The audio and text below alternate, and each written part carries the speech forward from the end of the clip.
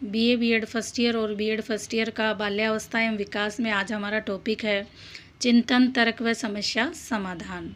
तो सबसे पहले हम चिंतन का अर्थ एवं परिभाषा के बारे में चर्चा करेंगे। मनुष्य को संसार का सर्वश्रेष्ठ प्राणी कहा गया है। मनुष्य को संसार का सबसे श्रेष्ठ प्राणी माना है। इसका कारण है कि उसका चिंतनशील होना। उसका क्या कारण है कि मनुष्य को सर्वश्रेष्ठ माना गया है? क्योंकि मनुष्य क्या है? चिंतनशील है। जीवधारियों में मनुष्य ही सर्वाधिक चिंतनशील है। जीवधारियों में है मनुष्य ही सर्वाधिक क्या है? चिंतनशील है।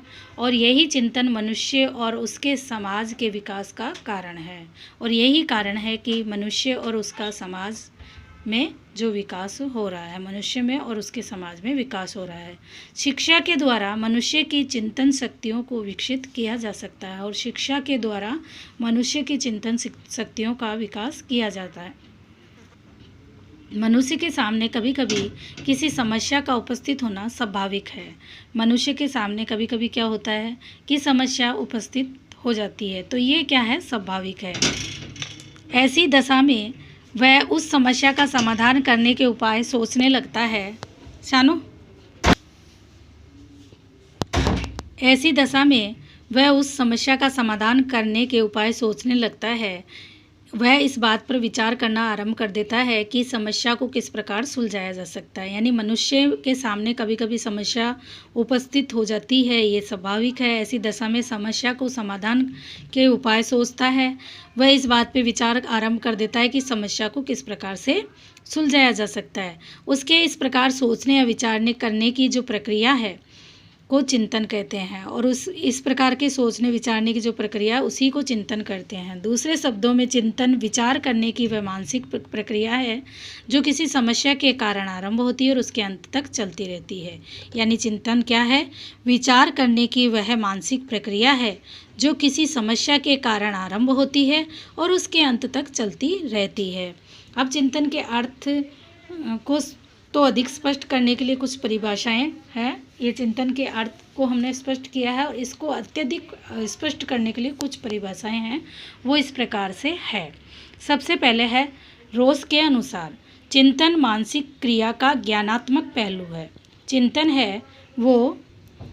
है वो मानसिक प्रक्रिया का यानी मानसिक क्रिया का ज्ञानात्मक पहलू है या मन की बातों से संबंधित मानसिक क्रिया है। यानी चिंतन क्या है?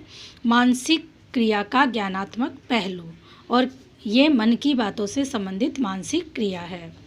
वैलेंटाइन के अनुसार चिंतन शब्द का प्रयोग उस क्रिया के लिए किया जाता है जिसमें श्रृंखलाबद्ध विचार किसी लक्ष्य या उद्देश्य की ओर अविराम गति से प्रभावित होते हैं। यानी वैलेंटाइन क्या कहते हैं कि चिंतन शब्द का प्रयोग उस क्रिया के लिए कहते हैं जिसमें श्रृंखलाबद्ध विचार, एक के बाद एक विचार किसी लक्ष्य या उद्देश्य के ओर अविराम गति से प्रवाहित होते हैं। तो चिंतन शब्द का वैलेंटाइन ने क्या कहा है कि श्रृंखलाबद्ध विचार, एक से बाद एक विचार किसी लक्ष्य या उद्देश्य की ओर जाते हों। रेबन के अनुसार चिंतन इच्छा संबंधी प्रक्रिया है। रेबन क्या कहते हैं कि चिंतन क्या है? इच्छा संबंधी प्रक्रिया है जो किसी असंतोष के कारण आरंभ होती है और प्रयास एवं त्रुटि के आधार पर चलती हुई उस अंतिम स्थिति पर पहुंच जाती है जो इच्छा को संतुष्ट करती है। रेबन क्या कहते हैं कि चिंतन इच्छा संबंधी कोई प्रक्रिया है जो किसी असंतोष के कारण आरंभ होती है। यानी चिंतन क्या है? इच्छा संबंधी, की व्यक्ति की कोई इच्छा है और वो असंतोष से आरंभ होती है, वो पूरी नहीं होती, उसको असंतोष होता है, तो इसका चिंतन का जो कारण है वो असंतोष के कारण इसका आरंभ होता है और प्रयास एवं त्रुटि के आधार पर चलती हुई उस अंतिम स्थिति पर पहुंच जाती है जहां इच्छा को संतुष्ट करती हैं। तो इस प्रकार से इन परिभाषाओं से स्पष्ट होता है कि चिंतन क्या है? मानसिक क्रिया का ज्ञानात्मक पक्ष है। ये प्रक्रिया किसी विशेष उद्देश्य की ओर परिलक्षित होती है। इसमें इच्छा तथा असंतोष का महत्व है। इच्छा तथा असंतोष मनुष्य को चिंतन करने के लिए विवश करते हैं। तो इन परिभाषाओं से क्या स्पष्ट होता है कि चिंतन क्या है? मानसिक क्रिया का ज्ञानात्मक पक्ष। ये प्रक्रिया किसी विशेष उद्देश्य की ओर परिलक्षित होती है। इसमें इच्छा तथा असंतोष का महत्व है। इच्छा तथा असंतोष मनुष्य को चिंतन करने के लिए विवश कर देता है। इस प्रकार से चिंतन की जो विशेषताएं हैं उसके बारे में चर्चा करेंगे कि चिंतन की कौन कौन सी विशेषताएं हैं। तो देखिए, C.T. मॉर्गन ने अपने शब्दों में चिंतन की विशेषताओं के बारे में कहा है। C.T. मॉर्गन ने वास्तव में प्रतिदिन की वार्ता में प्रयोग होने वाले चिंतन शब्द में विभिन्न क्रियाओं की संरचना निहित है। इसका संबंध गंभीर विचारशील क्रिया से है। इस दृष्टि से चिंतन की विशेषताएं इस प्रकार से है। तो C.T. मॉर्गन क्या कहते हैं कि वास्तव में जो प्रतिदिन की वार्ता में प्रयोग होने वाले चिंतन शब्द में विभिन्न क्रियाओं की संरचना निहित होती है। इसका संबंध गंभीर विचारशील क्रिया से होता है। इस प्रकार से इस दृष्टि से जो चिंतन की विशेषताएं हैं वो इस प्रकार से है। पहली विशेषता है विशिष्ट गुण। चिंतन मानव का एक विशिष्ट गुण है। चिंतन क्या है? मानव का एक विशिष्ट गुण है जिसकी सहायता से वह अपनी बर्बर अवस्था से सभ्य अवस्था तक पहुंचने में सफल हुआ है। यानी चिंतन मानव का एक विशिष्ट गुण है जिसकी सहायता से वह अपनी बर्बर अवस्था से सभ्य अवस्था तक पहुंचने में सफल हुआ है। मानसिक प्रक्रिया। चिंतन मानव की इच्छा, असंतोष, कठिनाई या समस्या के कारण आरंभ होने वाली एक मानसिक प्रक्रिया है। मानसिक प्रक्रिया माना गया है चिंतन को। दूसरी विशेषता कि चिंतन मानव की इच्छा, असंतोष, कठिनाई या समस्या के कारण आरंभ होने वाली एक मानसिक प्रक्रिया है। तीसरा है भावी आवश्यकताओं की पूर्ति हेतु व्यवहार। चिंतन किसी वर्तमान या भावी आवश्यकता को पूर्ण करने के लिए एक प्रकार का व्यवहार है। हम अंधेरा होने पर बिजली का स्विच दबाकर प्रकाश कर लेते हैं और मार्ग में चलते हुए सामने से आने वाली मोटर को देखकर एक और हट जाते हैं। तो भावी आवश्यकता की पूर्ति हेतु व्यवहार। भावी आवश्यकता की पूर्ति हेतु व्यवहार यानी चिंतन किसी वर्तमान या भावी आवश्यकता को पूर्ण करने के लिए एक प्रकार का व्यवहार है।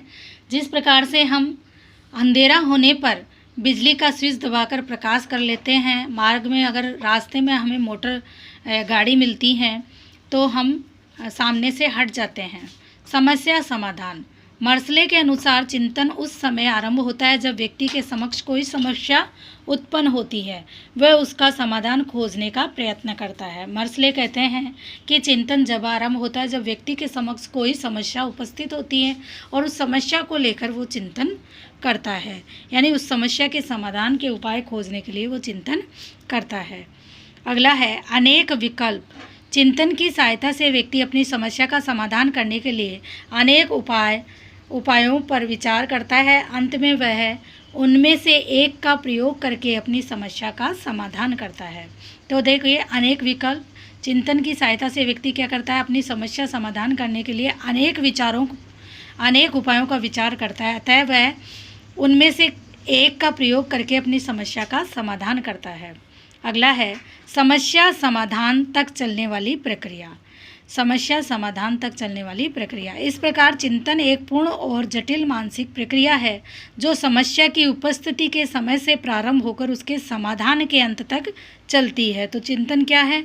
चिंतन एक पूर्ण और जटिल मानसिक प्रक्रिया है जो समस्या की उपस्थिति के समय से आरंभ होकर उसके समाधान के अंत तक चलती है। तो इस प्रकार से हमारा चिंतन का अर्थ, परिभाषा विशेषता हुआ है। चिंतन की परिभाषा में रॉस ने चिंतन को मानसिक क्रिया का ज्ञानात्मक पहलू बताया है। वैलेंटाइन ने श्रृंखलाबद्ध विचारों को लक्ष्य की ओर, उद्देश्य की ओर अविराम गति से प्रवाह बताया है।